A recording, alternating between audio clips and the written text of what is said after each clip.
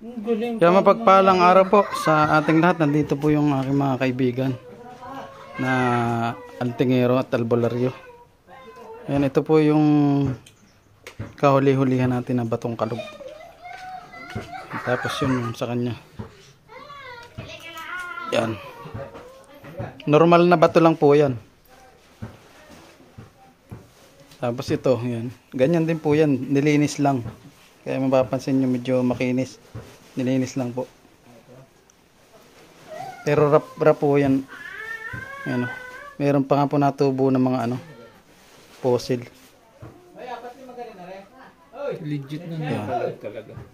Nakakalog pre? Ang mga legit na batong kalog. Yan. Kita sa itsura na hindi man-made. Normal pati. May mga sibol pati. Pati may mga dikit siya ng parang suso yata. Oo nga, suso nga. Tsaka napanood mo yung niyan yung huntingan namin. Oo. Ayan. Sa San Jose yata yan. San Jose. Sa Sapa, sa Batis. Salamat. Maraming salamat sa iyong kaloob sa akin. Yan, ito po, papagkaloob din po natin ito sa isa nating kaibigan. Yan, may libon pa pong nakalagay sa bato. Tapos tektite, batok ng alimango at bato omong putik. Yan, ayun po, may libon pang kulay itim na suso. Papagkaloob po natin. Papagkaloob po natin. Ayun, kitang kita pa ho yung libon na suso. Nakatahan pa sa bahay. Ayan o. Tapos ito po, tektite. Tapos bato mong putik. Ayan. Abre.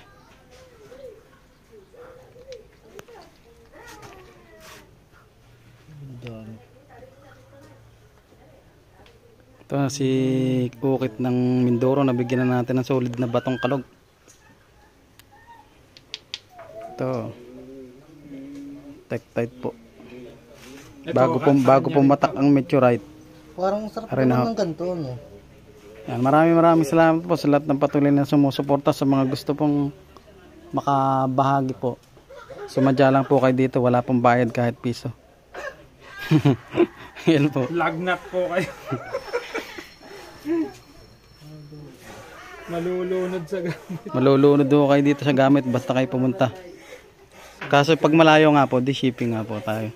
Kaya maraming salamat po sa inyo lahat. Batok ng alimango yan, tanong mo. Ayun ang katawan.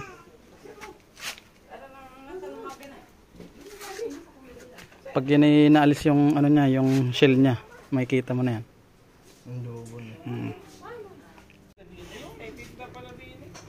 Ano para ayos yan? Ayos to, legit to. Salamat.